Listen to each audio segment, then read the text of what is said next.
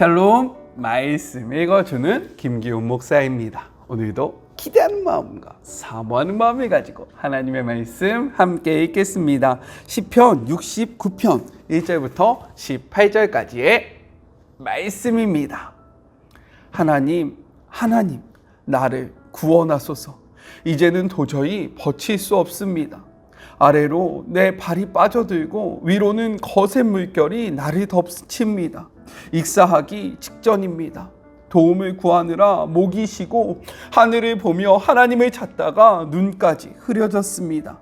원수들이 내 머리카락보다 많습니다. 밀고자들과 거짓말장이들이 나를 해하려 듭니다. 내가 훔치지도 않았는데 물어내야 하다니요.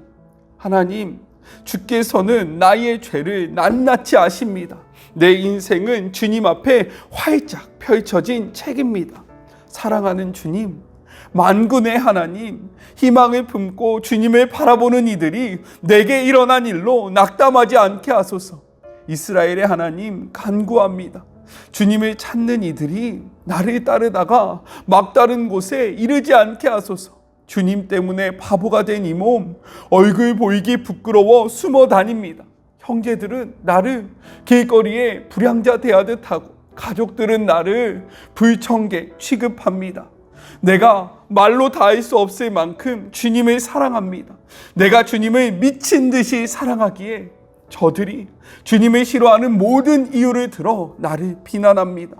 내가 기도와 금식에 힘쓸 때 더 많은 경멸이 나에게 쏟아집니다. 내가 슬픈 표정이라도 지으면 저들은 나를 광대 취급합니다.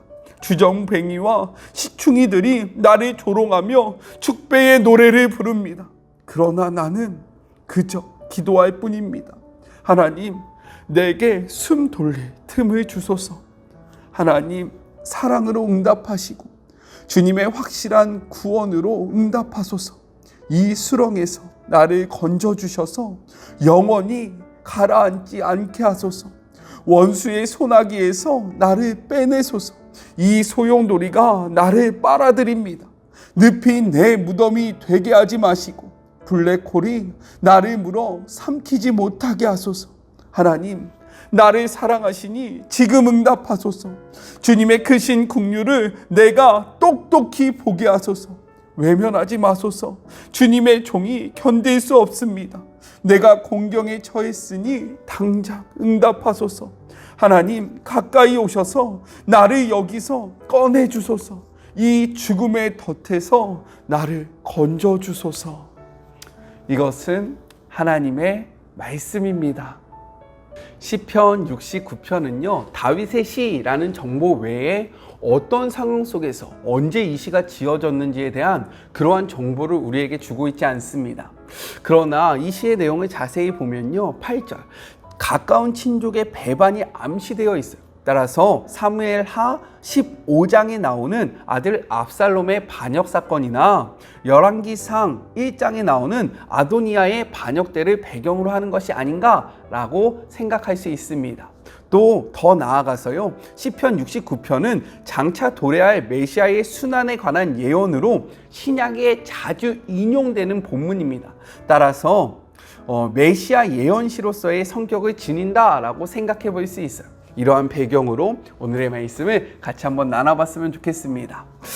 내용상으로 보면요, 세 부분으로 나눠서 생각해 볼 수 있어요. 먼저 첫 번째 1절부터 4절, 깊은 수렁에서의 탄식의 내용을 담고 있습니다. 1절부터 4절은 다윗이 처한 비통한 상황을 생생하게 보여주고 있어요. 우리 2절의 말씀 같이 한번 읽어볼게요. 나는 설 곳이 없는 깊은 수렁에 빠지며 깊은 물에 들어가니 큰 물이 내게 넘치나이다 라고 이야기합니다. 깊은 수렁은요, 결코 빠져나올 수 없는 고통스러운 상황을 나타내주고 있고요, 설 곳이 없는 이라는 표현은 다윗이 그 누구도 의지할 수 없는 처량한 신세에 처했음을 보여주고 있는 거예요. 특별히 큰 물과 깊은 물이라는 표현은요, 지금 우리가 태풍과 가을 장마로 인해서 물로 인한 많은 피해를 입지 않습니까? 그렇기 때문에 더욱더 이렇게 확 와닿는 느낌이 있어요. 이 말이 무엇이냐? 엄청난 물살이 밀려오는 것처럼 다윗을 대적하는 자들, 악의 세력이 얼마나 강성하고 맹렬하게 밀려드는지를 묘사해주고 있는 표현이다라고 생각할 수 있는 겁니다. 다윗은 이 상황 속에서요 계속 이렇게 이야기해요. 우리 4절의 말씀 같이 한번 읽어볼까요? 까닭없이 나를 미워하는 자가 나의 머리털보다 많고 부당하게 나의 원수가 되어 나를 끊으려 하는 자가 강하나니 내가 빼앗지 아니한 것도 물어주게 되었나이다 라고 이야기합니다. 4절을 어떻게 시작합니까? 까닭없이, 이유 없이 이 어려움에 처했다라는 거예요. 실제로 그를 대적했던 자들을 생각해 보면요, 누구입니까? 그가 충성을 다했던 사울, 그리고 그가 너무나도 사랑했던 아들 압살롬과 아도니아, 또한 그의 친한 버디였던 아히도벨, 그리고 자신의 친족이면서 평생 함께했던 요압이 있어요. 가까웠던 사람입니다.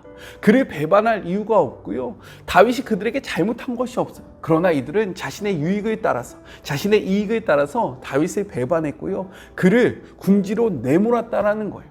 이는요 마치 예수님이 이야기하셨던 그 말씀을 생각나게 하는데요, 왜 그런지 한번 살펴볼게요.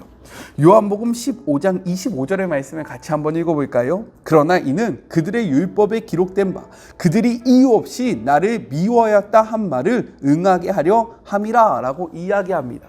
이 말씀이요, 우리가 같이 읽었던 이 4절의 말씀을 인용하고 있어요. 예수님이 지금 이 시편 69편의 말씀을 인용해서 말씀하고 계십니다. 따라서 우리는 이 말씀을 읽으면서요 예수님을 생각할 수 있고, 그렇기 때문에 이 시가 예시야 매언의 시의 역할을 하고 있다라고 생각할 수 있는 거예요. 이러한 상황 속에서 여러분이라면 어떻게 하시겠습니까? 까닭 없이 공격을 당하는 상황 속에서 여러분은 무엇을 할 거예요? 저 같으면요, 저를 도와줄 수 있는 사람을 찾아갈 것 같아요. 저에게 힘이 돼줄 수 있는 사람들을 모을 것 같습니다. 그런데 다윗은 어떻게 했냐면요, 3절 이렇게 이야기하고 있습니다. 메시지 성경으로 같이 한번 읽어볼까요? 도움을 구하느라 목이 쉬고 하늘을 보며 하나님을 찾다가 눈까지 흐려졌습니다 라고 이야기하고 있어요. 다윗은요 이 까닭없이 찾아오는 고난 가운데 무엇을 했냐? 목이 쉴 만큼 하나님 앞에 부르짖어 기도했다라는 거예요. 눈이 흐려질 만큼 하나님을 찾고 또 찾았다라고 이야기하고 있습니다. 마치 예수님처럼요. 그렇다면 우리도요 오늘의 본문 앞에서 이 모습을 닮아가야 하지 않겠습니까? 억울하고 어려운 상황이 있으세요? 그때 우리가 해야 할 것은요 하나님을 찾는 거예요. 우리의 목이 쉬도록 주님을 찾고요, 우리의 눈이 흐려지도록 하나님의 말씀을 붙잡을 때에 하나님은 우리와 함께 하십니다. 이 역사를 체험하시는 복된 하루가 되었으면 좋겠어요. 둘째, 5절부터 12절 하나님을 의지함으로 당하는 수치와 비방과 모욕에 대해서 이야기를 하고 있습니다. 우리 5절의 말씀 같이 한번 읽어볼게요. 하나님이여 주는 나의 우매함을 아시오니 나의 죄가 주 앞에 숨김이 없나이다 라고 이야기해요. 다윗은 원수들에 대해서는 죄가 없으나 하나님 앞에서는 허물이 많은 죄인임을 고백하고 있어요. 왜 그럴까요? 그 이유가 무엇이냐? 하나님의 도움을 구하기 위해서는요, 지금 이 상황을 역전시킬 수 있는 분은 오직 하나님 한 분밖에 없는데, 이 죄의 문제가 하나님과 자신과의 관계를 멀어지게 하기 때문에 이 죄의 문제를 하나님 앞에 고백함으로 그 관계를 회복하기 위해서 이렇게 이야기하고 있다는 거예요. 우리 이사야의 말씀 같이 한번 읽어보면 좋겠습니다. 이사야 59장 1절의 말씀이에요.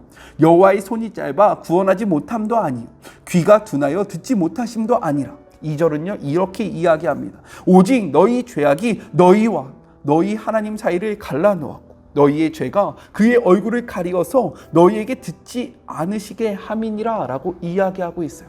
다윗은요 이러한 것을 알았다라는 거예요. 그래서 자신의 상황을 토로하고 하나님의 도움을 구하기에 앞서서 자신의 죄악을 고백하며 하나님과의 그 끊어진 관계성, 혹시나 모를 죄로 인해서 멀어진 이 관계를 회복하려고 자신의 죄를 하나님 앞에 고백하고 있다라는 거예요. 우리도 하나님 앞에 나아갈 때 우리의 죄악을 고백하면서 나아가서요 하나님과의 그 끊어진 관계를 회복하는 복된 하루가 되었으면 좋겠습니다. 이어서 다윗은요 6절을 통해서 이렇게 이야기해요. 하나님을 바라보는 자들이 자신으로 인하여 수치와 욕을 당하지 않게 해달라고 이야기합니다. 이것은 두 가지 의미를 포함하고 있는데, 먼저는 자신으로 인하여 이스라엘 백성이 어려움을 당하지 않았으면 좋겠다라는 기도고요. 또한 자신의 이러한 상황으로 말미암아 예수 그리스도를 믿고 바라봄으로 하나님 앞에 나아가는 자들이 주저하지 않았으면 좋겠다라는 고백을 하고 있는 거예요. 왜요? 그 이유를 7절부터 이야기합니다. 그 이유가 무엇이냐면, 다윗이 하나님께 기도하고 금식하였더니 오히려 많은 사람들에게 비방과 수치와 욕을 당하게 되었다라는 거예요. 또한 하나님을 바라봄으로 가까운 이들, 심지어 가족에게 외면을 당하게 되었음을 고백하고 있다라는 거예요. 다윗이 고난받았던 그 이유는요, 한 가지입니다. 바로 하나님 때문인 거예요. 메시지 성경은요, 이 부분을 9절에 이렇게 이야기합니다. 내가 말로 다 할 수 없을 만큼 주님을 사랑합니다. 내가 주님을 미친 듯이 사랑하기에 저들이 주님을 싫어하는 모든 이유를 들어 나를 비난합니다 라고 이야기하고 있어요. 예수님도요, 우리 때문에 이 땅에 오셔서 많은 어려움을 당하셨습니다. 왜요? 그가 하나님의 아들이고 하나님을 사랑한다는 그 한 가지 이유로 어려움을 당했어요. 그렇기 때문에 이 시가 메시아 예언의 시의 성격을 지니고 있는 거예요. 저는요, 이 본문 앞에 저와 여러분의 삶을 다시 한번 생각해 보았으면 좋겠습니다. 어떠한 삶? 우리가 과연 예수님 때문에 이 세상에서 어려움을 당하고 있는가? 내가 예수님을 믿음으로 세상 사람들로부터 비방과 모욕과 수치를 당하고 있는가? 우리가 예수님을 제대로 믿으면요, 세상과 같은 길로 나아갈 수 없습니다. 왜요? 하나님의 길과 세상의 길은 다르기 때문인 거예요. 세상과 다른 길을 걸어갈 때 세상은요, 우리를 향하여 손가락질하고요, 우리를 모욕하고 우리를 비방하고 우리에게 수치를 줄 수밖에 없다라는 거예요. 따라서 다윗은 자신과 같은 삶을 살아가는 자들이 낭망하지 않기를 하나님 앞에 기도하고 있다라는 거예요. 그런데 우리가 예수님을 믿는다라고 이야기하는데 세상 속에서의 모든 즐거움을 다 누리고 있다면, 우리가 예수님을 믿는다라고 이야기하는데 세상 속에서 아무런 거리낌 없이 하나 되어 살아가고 있다면, 우리의 삶을 잠시 멈춰서 돌아봐야 한다는 거예요. 내가 진짜 그리스도인인가? 내가 진짜 성경의 말씀대로 살아가고 있는가? 우리요, 말씀 앞에 우리의 삶을 돌아보는 시간을 가졌으면 너무나도 좋겠습니다. 마지막 셋째, 13절부터 18절, 깊은 수렁에서 건지시는 하나님의 구원을 호소하는 내용을 담고 있습니다. 우리 13절의 말씀 같이 한번 읽어볼게요. 여호와여, 나를 반기시는 때에 내가 주께 기도하오니 하나님이여, 많은 인자와 구원의 진리로 내게 응답하소서라고 이야기하고 있어요. 다윗은 자신이 처한 깊은 수렁에서 건져주시기를 바라며 간절히 기도합니다. 그런데 특별히 원어적으로 보면 이 하나님을 무엇이라고 부르냐, 이 간절한 도움을 구하는 그 기도에서 하나님을 어떻게 부르고 있냐, 하나님의 많은 신명 가운데 여호와 하나님을 부르고 있다라는 거예요. 여호와 하나님은 어떠한 신명이냐, 신실하신 하나님, 약속을 지키시는 하나님, 어떠한 상황 속에서도 변하지 않는 하나님을 나타내는 하나님의 신명입니다. 그 이유가 무엇이냐면요, 지금 이가 누구에게 고통을 당하고 있습니까? 누구에게 고난을 당하고 있어요? 자신이 사랑했던 아들, 자신이 의지했던 친구, 자신이 정말로 신뢰했던 자들에게 하나님을 믿는다는 그 이유만, 주의 길을 간다는 그 이유만으로 어려움을 당하고 있다는 거예요.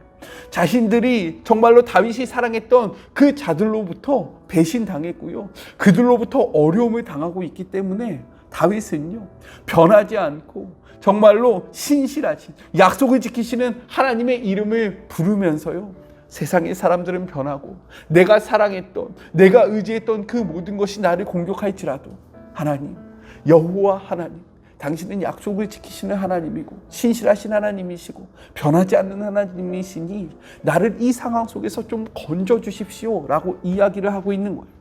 이렇듯 세상의 것들, 우리가 의지하는 것들, 심지어 가족도요, 변한다라는 거예요. 그러나 우리의 하나님은 변하지 않는다라고 다윗은 고백하고 있습니다.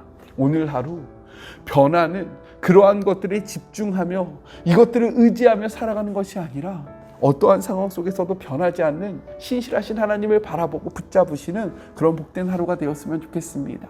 우리 같이 기도할까요? 하나님 감사합니다. 말씀을 통해서 다시금 우리가 어떻게 살아가야 하는지, 무엇을 붙잡으며 나아가야 하는지 삶의 방향성과 목표를 분명하게 보여주심에 감사합니다. 하나님, 우리가 주님을 믿는다라고 이야기하지만 내가 진짜 진정으로 주님을 믿음으로 고난을 당하고 있었는지, 세상 속에서 예수님을 믿는다는 이유로 내가 비방을 당한 적이 있는지 우리의 삶을 돌아보게 하여 주시고, 하나님의 뜻대로 살아가는 주의 모든 자녀들이 되게 하여 주시며, 변하는 세상의 것들을 의지하며 살아가는 것이 아니라 영원히 변하지 않는 주님의 이름을 붙잡고 주님과 함께 나아가는 주의 모든 자녀들 되게 하여 주시옵소서. 함께 하실 주님을 기대하며 거룩하신 예수님의 이름으로 기도드립니다. 아멘.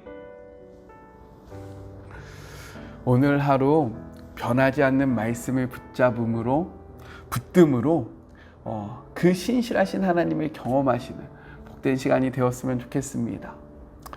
주님을 믿음으로 세상 속에서 손가락질 당하는 것, 비방 당하는 것을 두려워하지 말고요, 하나님의 뜻대로 나아가는 주의 모든 자녀들이 되기를 주님의 이름으로 축복하며 소망합니다. 저는요, 또 내일 만나도록 할게요. 사랑하고 주님의 이름으로 축복하면서 오늘 하루도 힘내세요. 우리 내일 만나요. 안녕. 오늘도 수고하셨습니다.